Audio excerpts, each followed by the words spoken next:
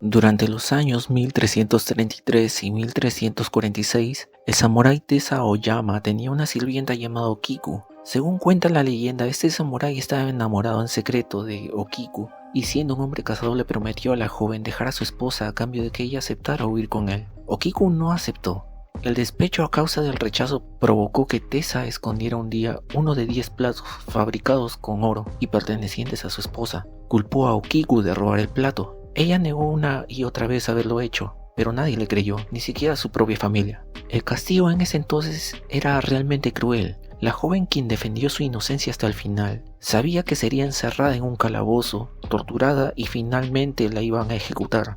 No vio más salida que quitarse la vida arrojándose en un pozo cercano al castillo de Himeji donde vivía el samurái con su esposa. El sentimiento de culpa hizo que Tessa, el samurái, tuviera horribles pesadillas en las que veía a una mujer en estado putrefacto saliendo del pozo para atormentarlo. En la leyenda se cuenta también que antes de dormir, el samurái escuchaba lamentos que incluso lo despertaban luego de quedarse dormido. Cansado del tormento, Tessa se mantuvo despierto, negándose a dormir hasta que al séptimo día su cuerpo no pudo más. Había perdido ya la cordura y murió supuestamente por un derrame cerebral. En la mano se le encontró una nota en la que confesaba haber sido él quien escondió el plato dorado. No hay registros históricos de que esta leyenda tenga una base real, aunque el castillo Himeji sí existe y es actualmente patrimonio cultural de la humanidad. Sin embargo, la leyenda es muy popular en Japón y actualmente se dice que el alma de Okiku vaga por los pasillos del castillo.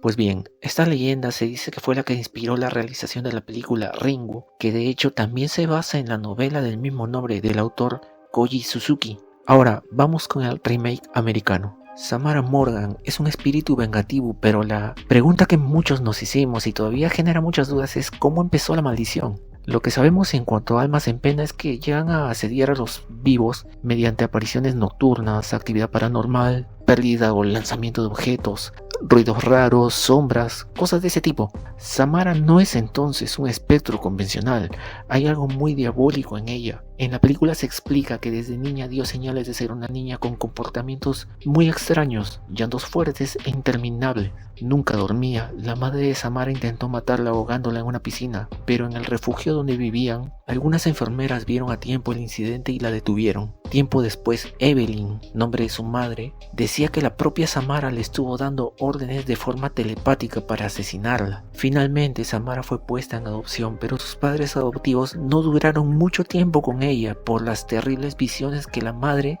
tenía y que eran provocadas por Samara. La niña terminó en un hospital psiquiátrico donde fue examinada por psiquiatras, médicos y científicos intentando descifrar esas habilidades sobrehumanas que tenía. Samara tuvo un trágico final provocado por sus propias habilidades, ya que su última madre adoptiva, Anna, finalmente no soportó las perturbadoras imágenes mentales que le transmitía Samara y la arrojó a un pozo, para luego ella suicidarse lanzándose al vacío en un acantilado. Lo más espeluznante de todo es que Samara no murió tras la caída, sobrevivió por 7 días e intentó salir dejando rasgaduras en las paredes del pozo debido a su desesperación, muriendo finalmente, como dije, al séptimo día. En el lugar se construyeron años después varias cabañas, una de ellas encima del pozo donde ocurrió toda esta tragedia. Entonces, ¿cómo surgió la maldición de la cinta de video? Para entender esto hay que saber que uno de los poderes que se supone tenía Samara en vida, ya que hay cierto debate todavía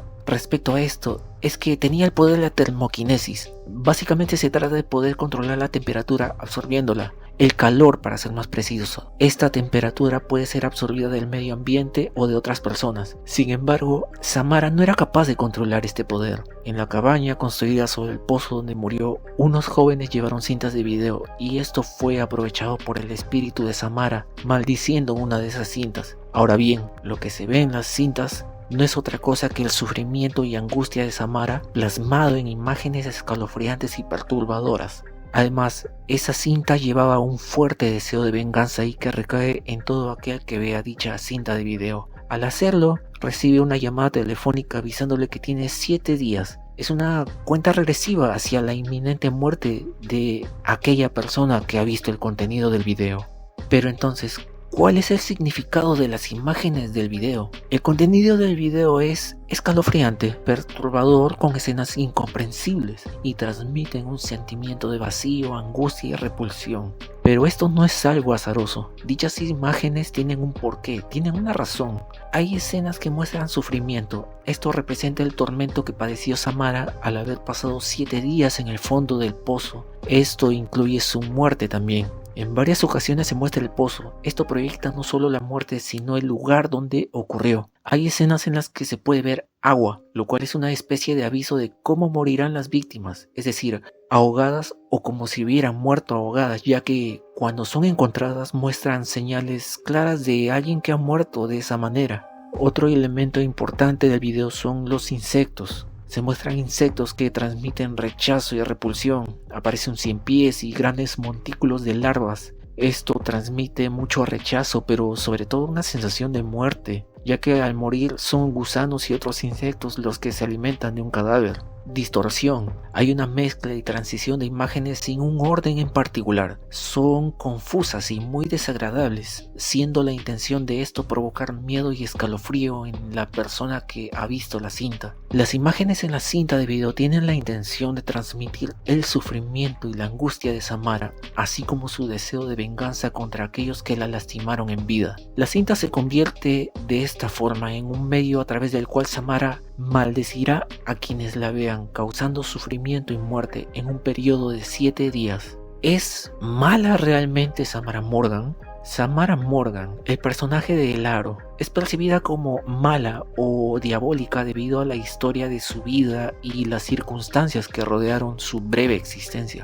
Estas son algunas de las razones por las cuales se la puede percibir como un ente demoníaco. En primer lugar, su origen trágico. Samara nació con poderes sobrenaturales y una capacidad incontrolable para proyectar imágenes aterradoras en la mente de las personas. Esto causó estrés y angustia en su madre adoptiva, Anna Morgan, quien la vio como una amenaza y la trató de manera muy cruel cuando estaba viva. En segundo lugar, su muerte prematura. Samara murió a una edad muy temprana, a los 10 años apenas, y de manera muy trágica. Esta muerte lenta y solitaria provocó que en el plano espiritual se convierta en un espíritu atormentado. La maldición de la cinta. Después de su muerte, el espíritu de Samara quedó atrapado en una cinta de video maldita. Esta cinta tiene el poder de afectar a cualquiera que la viera y le condenaba a morir 7 días después. Aunque es importante recordar que Samara no tenía control sobre esta maldición. Sin embargo, su presencia de aspecto demoníaco en la cinta resultaba en la muerte para quien vea dicho contenido.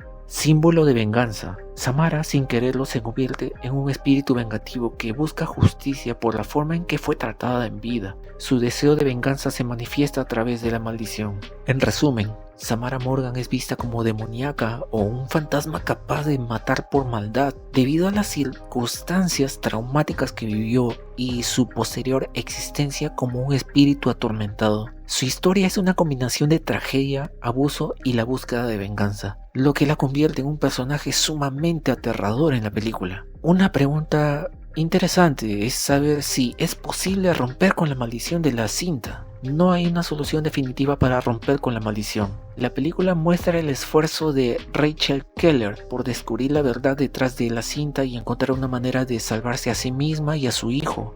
A lo largo de la película se plantean algunas teorías y pistas en un intento por detener la maldición, pero no se llega a una respuesta concreta. La única posibilidad de librarse de la maldición es grabando una copia de la cinta y entregándosela a alguien más, esperando que vea el contenido. Así es como se pasa la maldición de una persona a otra, siempre que se haga a tiempo, por supuesto.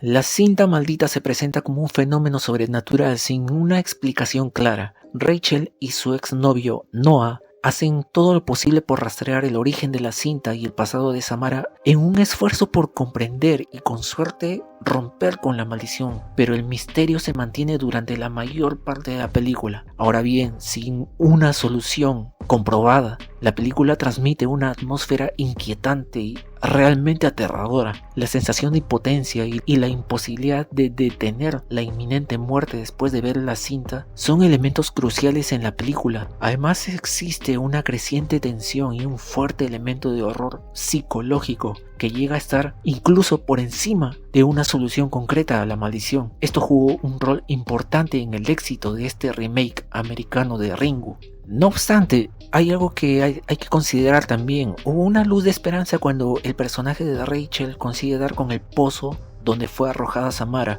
Encontró los restos de Samara y tras tratarla con amor maternal le dio una despedida pacífica, intentando que el espíritu de Samara entendiera esto como un funeral apropiado, esperando liberar el alma atormentada de la niña, cosa que parece funcionar en un principio, pero las escenas finales de la película nos dejan en claro que la maldición realmente no ha terminado. ¿El espíritu de Samara tenía un objetivo con esta maldición? El fantasma de Samara realmente nunca tuvo un objetivo. El traspasar las barreras entre el mundo espiritual y pasar al plano terrenal era algo temporal, como cuando estuvo en vida. No era capaz de controlar sus habilidades. Siendo ya un espíritu atrapado en una especie de purgatorio, tampoco tuvo control de esa maldición, lo que lleva a concluir que Samara simplemente trataba de comunicar todo el sufrimiento que padeció estando viva, aunque esto, como sabemos, supone la muerte de quien reciba ese mensaje a través de la cinta. Esto es lo que puedo comentar tomando como referencia únicamente la primera película, ya que en las secuelas se incluyen otros elementos que buscan revelar el misterio de la cinta y posibles soluciones a la maldición. Y ya para terminar, es en mi opinión, El Aro o La Llamada, como se le conoce en otros países, una de las mejores películas de terror sobrenatural de las últimas décadas, un digno remake para la cinta japonesa en la cual se basa. Bien, es todo por ahora, amigos. Pueden dejar sus comentarios en la parte de abajo, agradezco su apoyo, me despido por ahora y hasta pronto.